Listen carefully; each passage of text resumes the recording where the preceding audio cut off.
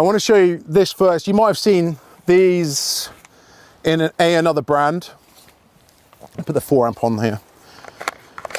These are becoming incredibly popular because when you're using a hedge trimmer at home, they come to a point where the hedge trimmer can only go so far.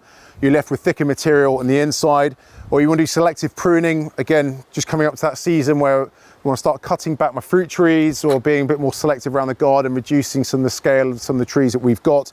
You can work safely and effectively on thicker branches without having to expend any energy whatsoever. You just pull the trigger.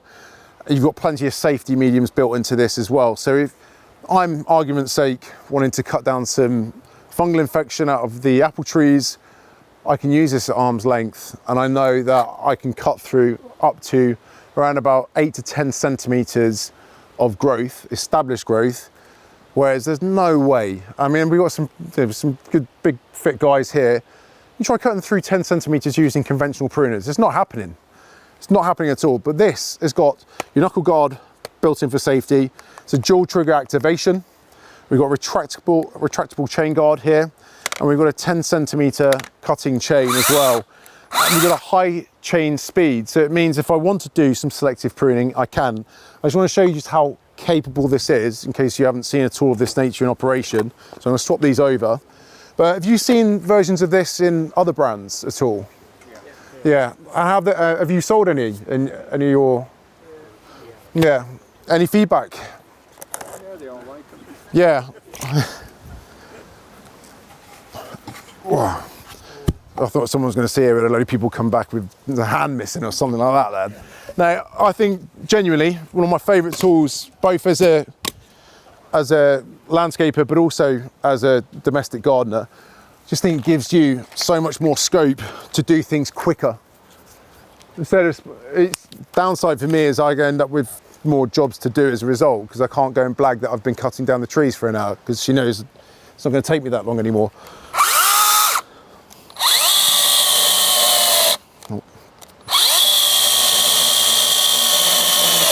So that's me putting too much pressure through the blade.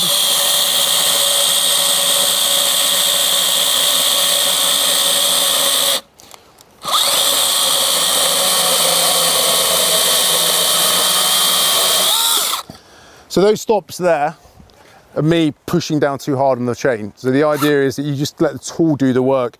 And you're going through some seasoned pine there as well. So that's about as much as I would want to push it through. But for selective pruning, if you've got the heavy, thick hedging as a gardener and you want to take some of the loose material off, or you want to reduce some of the height, there's only so far you can go with a hedge trimmer before you get, argument's sake, you're cutting something like a Lando back. Your hedge trimmer will go through all that new material and that flouncier, softer, twiggier material. But if you then want to take some of that central column out of your hedgerow, that's the kind of tool that you can do it, and you can do it safely. I've used this up a ladder. I mean, I wouldn't recommend my clients do it, but you could happily stand at arm's length and cut overgrown material.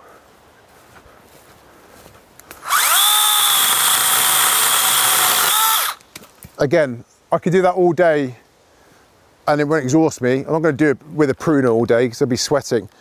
That, again, on a 4 amp hour battery, consecutive cutting time under load, about 30 minutes plus on a 4 amp hour battery.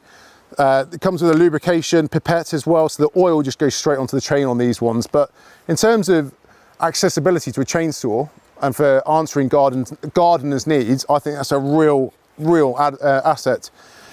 So we've seen a small chainsaw. We've also got 24 volt chainsaws, 48 volt chainsaws. I'm going to get to the bigger stuff now because that's where I really think we see a massive difference in battery versus fossil fuel. I know I've got a bit of I don't know, an adversary when it comes to fossil fuel in this, because it's synonymous with petrol engines, chainsaws. But when you compare what you don't get with battery power versus what you do get with fossil fuel, you'll see and hear a distinct difference.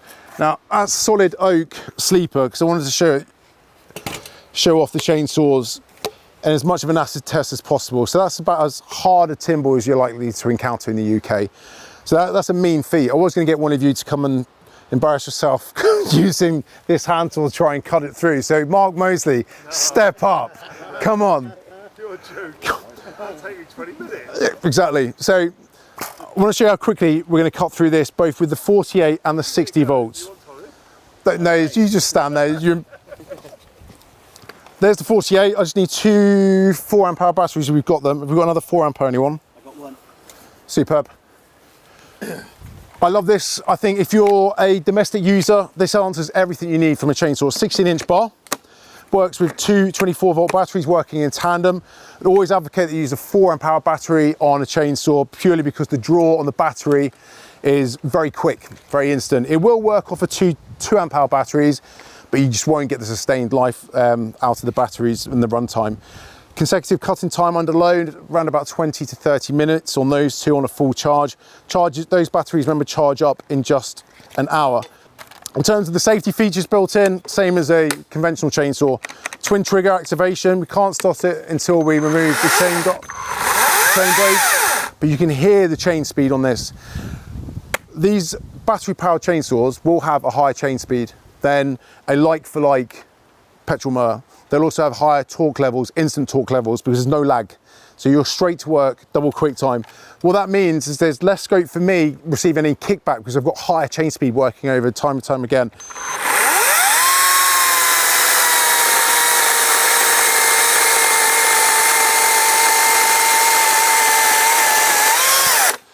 And I could keep doing that time again. It's around about 25, 30 minutes on those two batteries. I am genuinely amazed that that exists. The fact that as a gardener, as a domestic gardener, I can take a 24-volt battery that I've taken out of my combi drill, power up with another battery and chuck it into a 16-inch chainsaw, and I get that level of performance.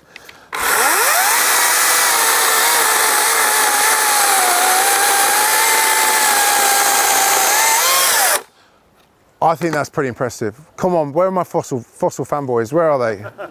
Even you're smiling at that. If anyone wants to have a go, I can get you some chaps and you can blast away. Because I do think this, when it comes to petrol, I haven't got any of that noise. I haven't got that idling noise. I haven't got any fuel sloshing around. I'm not having to worry about ratios of two-stroke. I'm not having to worry about splutters. Amount of times, it's happened to us all, you pull the pull cord and then the pull cord comes with you. And then there goes the plans for the rest of the day. You know, you wanted to go and cut down the windfall or log and lop. If you're logging and you're making use of the logs in your garden, or if you want to lop down some firewood, that is all you'll need. If you want to cut down a tree that's fallen down in your garden, that is all you'll need as a conventional kind of domestic end user. If you're semi-trade, or you just like buying bigger stuff and you want to show off, or you want additional power and runtime, then I did a video where we compared this to another brand which has orange writing, equivalent price point. When it came to decibel output, this was lower. When it came to chain speed, this was higher. When it came to start time, this started up, as you saw, the same as the 48-volt battery. All I need to do is put the battery in once it's charged, pull the buttons. There's my battery here. So it's 4 amp hour. Battery starting, I mean, there's no pull cord, it's just that. And that to end users matters, I think, and that to gardeners matters, because you're straight into dealing with the task at hand. I wasn't happy with that just being the end of the video. I thought as good as that was, I want to see just how tough it was. So we threw it off of a roof, and then we threw it out the back of the truck again, and then we drove over it with the truck. And I think, again, you can see the same video.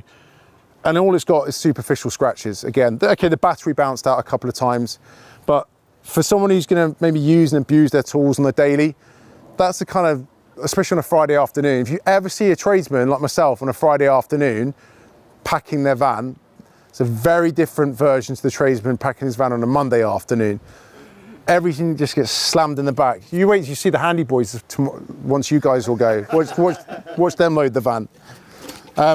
Again, I just want to show you this quickly. You'd have to indulge me because I enjoy playing around with chainsaws. So, again, that chain speed.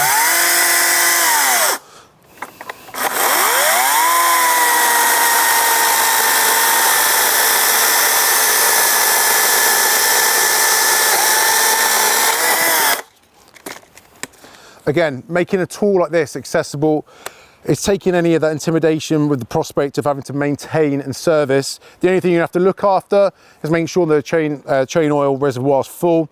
They're really easy to access as well, designed in beautifully.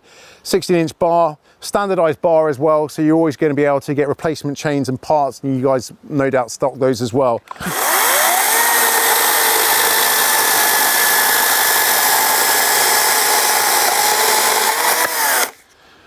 But yeah, so I could do that all day.